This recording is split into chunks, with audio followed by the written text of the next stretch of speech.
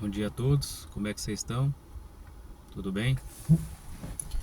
Tudo tranquilo? O que vocês andam fazendo da vida por aí? Todo mundo preso na correria do dia a dia? Ou realmente fazendo ou pensando em fazer algo que vai fazer crescer mentalmente, espiritualmente, emocionalmente?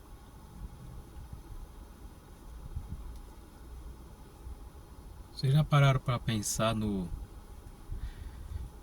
milagres que Jesus fez, de acordo com relata a Bíblia Sagrada?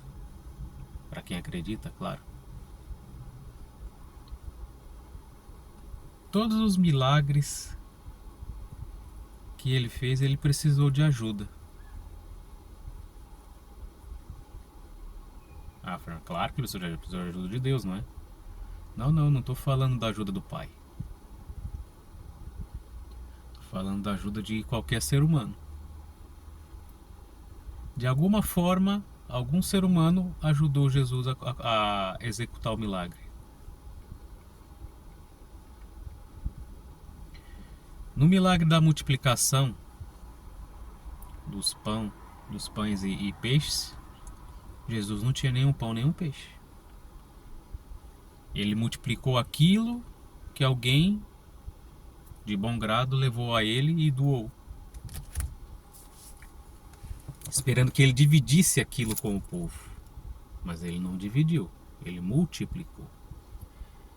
E você só consegue multiplicar algo que parte pelo menos do número 1. Você não consegue multiplicar o zero. Isso é matemática, né? Isso não é religiosidade, não é nada disso. Isso é matemática. Jesus multiplicou aquilo que já existia a partir de uma boa ação de um ser humano.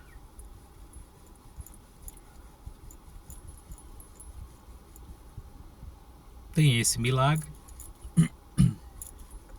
outros milagres que são relatados, né? Ele curou o paralítico, mas ele foi até o paralítico, aquele paralítico que desceu no telhado da casa de Pedro. Ele foi até o paralítico? Não, ele não foi. Ah, o paralítico foi até ele? Muito menos. Os amigos do paralítico levaram ele até Jesus. Os seus amigos estão te levando até Jesus ou estão te afastando dele? Diz aí. Enfim, os amigos tinham fé de que o Senhor Jesus poderia curar o amigo dele daquela paralisia.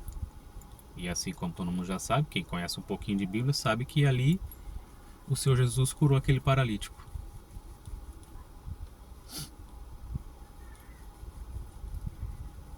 E tem aquela mulher do fluxo de sangue, que havia 12 anos, que tem muita revelação com relação a esse número. Quando você começa a puxar daqui, puxar dali, ligar uma coisa com a outra, você vai entender muita coisa. Mas enfim, isso não é o assunto do momento. Aquela mulher com 12 anos com aquele fluxo de sangue, ninguém conseguia curá-la, gastou tudo que tinha para poder curar e não conseguiu. Mas ela ouviu falar de um certo nazareno, que fazia curas. E ela creu tanto, creu de coração, que colocou na cabeça dela, no coração, que só bastava ela dar um simples toque na orla das suas vestes, que ela seria curada. E quem conhece um pouquinho, né, o mínimo da cultura judaica, sabe que uma mulher, de acordo com as leis e dogmas da religião judaica, sabe que uma mulher com fluxo de sangue, né, para falar o português mais claro, os dias de hoje, uma mulher menstruada era considerada impura naquele período, no período da menstruação. Ela não poderia tocar em ninguém, muito menos um homem de fora. tornava aquele homem impuro. E mesmo assim, ela se arriscou no meio da multidão a fazer tal ato. E ela creu que só bastava tocar na orla. O que se passou ali na cabeça dela? Creio eu. Vou tocar só na orla, numa parte da veste, não vou tocá-lo, não vou deixá-lo impuro. Mas para quem era daquela época da religião e seguir esses dogmas, aí era o suficiente para tornar aquela pessoa impura, e tinha que fazer diversos rituais para poder se purificar, aquela coisa toda. É aquela coisa dos dogmas religiosos, não é? As pessoas vigiam mais e cumprem mais dogmas religiosos do que realmente a palavra que realmente importa e que salva e liberta. Enfim, ela tocou na orla com tanta fé que foi curada espontaneamente. E na mesma hora o Senhor Jesus sentiu sair poder dele. Que ao mesmo momento, com aquela multidão ao entorno dele, querendo abraçá-lo, tocá-lo, querendo que curasse ou resolvesse algum tipo de problema, ele sentiu um toque diferente. Que o levou a questionar: quem me tocou? E um dos seus discípulos, salvo erro Pedro, falou: Senhor, nesse meio dessa multidão, tu pergunta se alguém o tocou? E ele respondendo: sim, alguém tocou porque eu senti de mim sair poder. Ou seja, você está tocando no Senhor ao ponto que você faça sair poder dele e ele sinta o teu toque? Ou você é só mais um no meio da multidão? Acha que está fazendo o que tem que ser feito, mas na realidade não está fazendo nada. Isso serve para mim, serve para você, serve para nós todos. Enfim, ela buscou o milagre. Ela causou o milagre. Nossa, Fernando, que heresia é essa? Causou o milagre. O que o Senhor Jesus falou depois? Grande fé, mulher. A tua fé te curou. Ou seja, o Senhor Jesus poderia curá-la. Ele tinha poder para isso e teria poder para isso. Mas se ela não tiver fé, o milagre não acontece. Assim foi quando o Senhor Jesus esteve na terra dele. Ele conseguiu operar milagres lá? Não, porque todos lá o conheciam, o viram crescer, tiveram algum envolvimento com Jesus de alguma forma.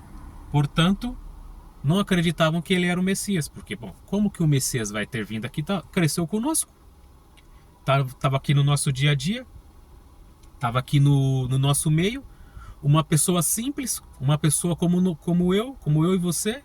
Como que ele pode ser o Messias? E muito pelo contrário, viram ele como herético e quiseram até o matá-lo, mas não era o momento. É daí que sai aquela parte, né? O profeta não tem honra na sua pátria, né? Não tem honra na tua casa. Enfim, Jesus sempre partiu da premissa que ele faz o impossível, mas ele precisa do ser humano, que o ser humano esteja junto para fazer o possível, porque Deus e o Senhor não vai fazer aquilo que você pode fazer. Aquilo que está na sua mão, ele não vai fazer.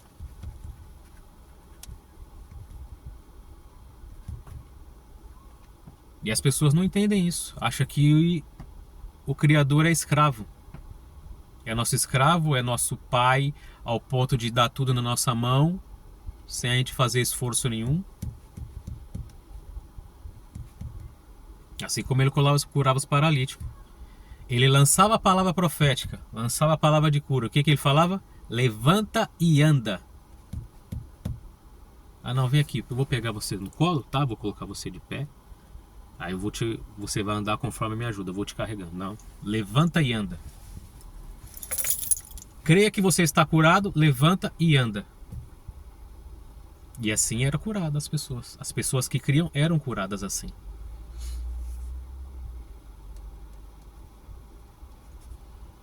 esse é o erro de nós como cristãos, muitas das vezes acharmos que somos os filhos prediletos, os filhos mais importantes, de que tudo será feito a nosso favor sem nenhum esforço.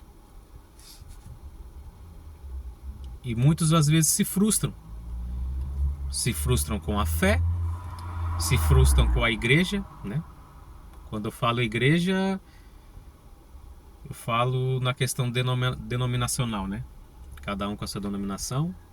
Às vezes chega lá, não, alguma coisa não é de acordo como quer, se frustra até com Deus por causa disso, né? Mal sabe ele que vai encontrar problemas e erros em todo que é lugar. Ou seja, onde tem homem tem problema. Então, só o fato de você estar em qualquer denominação, em qualquer ambiente, em qualquer empresa, vai ter problema, porque você está lá, eu estou lá, nós estamos lá.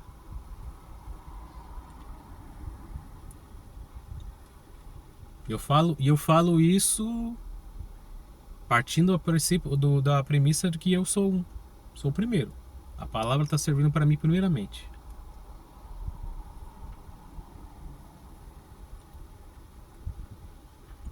Então, às vezes a gente tem que parar de pensar que as coisas vão cair do céu.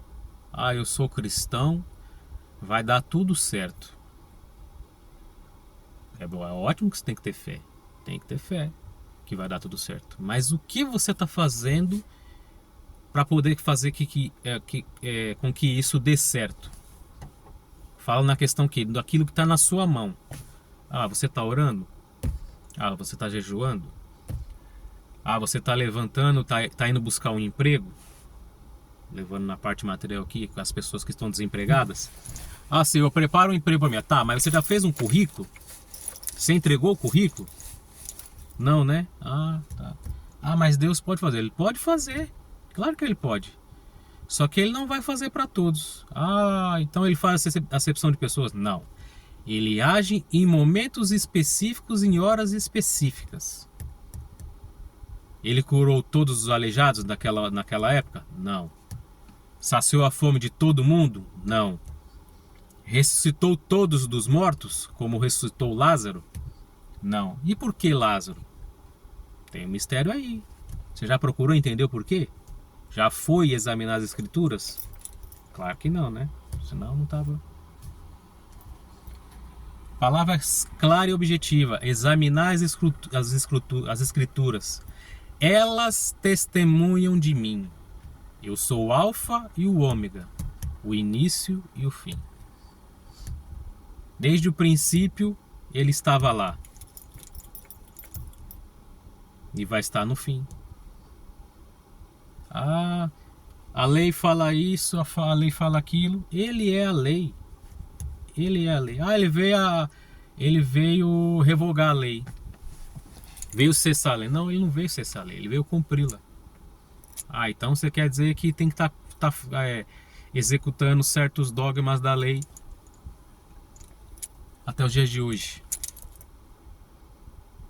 Ele veio nos ensinar como realmente observar a lei. Porque a lei em si, ela não tem poder para salvar. A lei foi ali determinada para nos mostrar que não somos capazes de ser salvos sozinhos. E veio expor toda a nossa imundícia, toda a nossa podridão. Porque quando você determina ali algumas leis para seguir, significa o quê? Que alguém já quebrou em algum momento aquelas leis. É igual aquela placa que muitas vezes tem. Se tem placa é porque teve história, não é? É basicamente isso. As leis é só para denunciar o nosso pecado. Não tem poder para salvar. Por que o Senhor Jesus conseguiu cumprir ela completamente? Ela toda por quê? Não precisa explicar isso, não é? Enfim. Mas ele veio mostrar que é possível. Mas só que não é pelo cumprimento dessas leis que seremos salvos, mas pelo amor em Cristo e a remissão dos nossos pecados que foi feito no madeiro. Nenhum de nós teremos poder para nos salvar. Nós somos pecadores desde a eternidade passada. E estamos aqui para ser redimidos, para podermos ter acesso à eternidade futura. Quando Adão pecou no Éden, e o Senhor o expulsou, Adão e Eva, do Éden, não permitindo que eles comessem mais do fruto da árvore da vida, as pessoas enxergam isso como punição. Eu enxergo como o verdadeiro amor ali sendo explanado e mostrado para todo mundo. O que aconteceu com o adversário quando ele pecou? Ele não tem mais direito à árvore da vida. Se o homem ainda continuasse com o direito da árvore da vida, ele teria possibilidade de perdão? Não, porque ele já teria pecado na eternidade. O Satanás renegou o Senhor na eternidade. Quando você faz isso na eternidade, você já não tem mais perdão. Você já sabia o que não deveria ter feito e mesmo assim fez. Agora, como nós ficamos em cima do muro, não foi totalmente exposto, estamos aqui agora para expor todas as nossas imundícias, todos os nossos pecados de diversas e diversas maneiras e formas e maneiras, cada um com o seu pecado de estimação, com a sua fraqueza de estimação. Aquele fulano ali, ele peca muito, ele peca mais do que eu. Tudo bem. Ele peca numa condição que talvez você não peque, mas você peca em outra que ele não peca. E aí? Ele vai ser condenado porque ele tem um outro pecado e você não? Todos os pecados têm que ser arrependidos. É claro que tem tamanho, né? Assim como o Senhor vai dar galardão conforme as suas obras em Cristo Jesus, que eu quero dizer, você vai ser galardoado conforme as suas obras, assim é o pecado. Você vai sofrer de acordo com o pecado que você cometeu e de acordo com o seu não arrependimento. Você vai punir um assassino da mesma maneira que você puniria uma pessoa que roubou para se alimentar? Não estou defendendo aqui o roubo, hein? Pecado é pecado. Os dois são pecados. Mas dá para punir da mesma maneira? Não é justificando. Ele roubou para comer. Tudo bem. Poderia ter matado para sobreviver. Livre e espontânea defesa. É pecado. Só que, em diversos momentos da nossa vida, a gente vai ter que optar dos males o menor. Você já chegou em alguma condição da sua vida que você teve que escolher entre duas opções erradas? Só tinha duas opções e as duas opções eram erradas. E você tinha que escolher uma. Não tem como você ficar em cima do muro outra vez. Nós já estamos aqui porque ficamos em cima do muro uma vez. Vamos ficar em cima do muro outra vez? E a palavra é clara. Aquele que ficar em cima do muro já pertence ao outro lado. Aquele que não é quente nem frio, é morno, vomitar-te-ei da minha boca. Você está querendo ser morno outra vez? Temos aqui uma grande chance para aquecer de uma vez ou esfriar de uma vez, mas não seja morno. Não cometa o mesmo erro pela segunda vez. Por que Davi era chamado o homem segundo o coração de Deus? Homicida, adúltero e diversos outros pecados. Mas por que ele é conhecido como o homem segundo o coração de Deus? Porque assim que ele reconhecia o pecado dele, ele pedia perdão e não cometia mais o mesmo pecado. Acabava pecando e outra coisa. Como todos nós somos sujeitos a isso. Quando não conhecemos certas coisas, pecamos. Mas se arrependemos e mudamos a nossa direção e não pecamos mais naquilo, vida que segue. O Senhor diz, se nos arrependemos de um puro e sincero coração e pedimos perdão a Ele, Ele nos perdoa.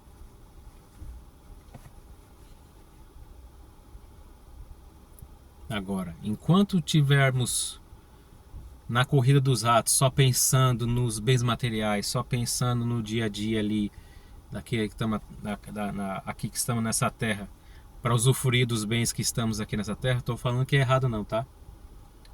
Estou dizendo é ficarmos pensando só nisso, não pararmos e refletirmos de que não estamos aqui só para isso. Estamos aqui só de passagem. É uma experiência terrena aqui, uma experiência de vida terrena. Para voltarmos aos moldes primordiais.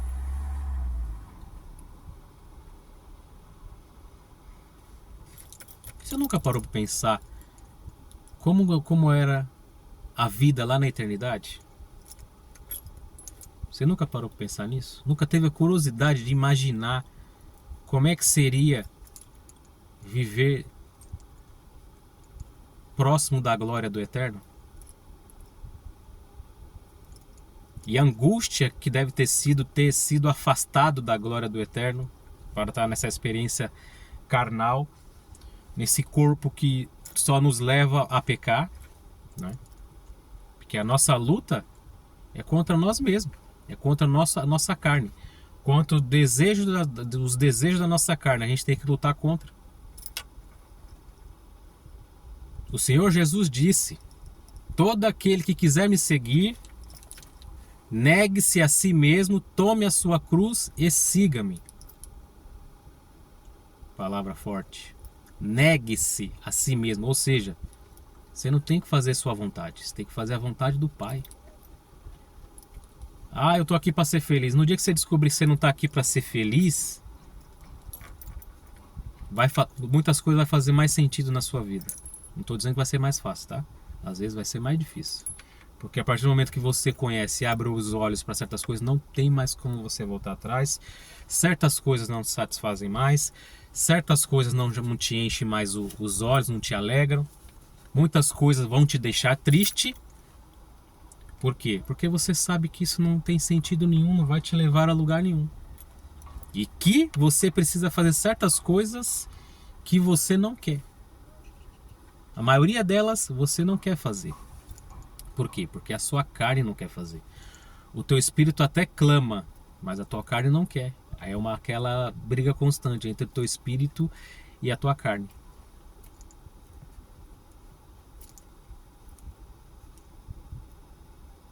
Comecem a refletir com relação a isso.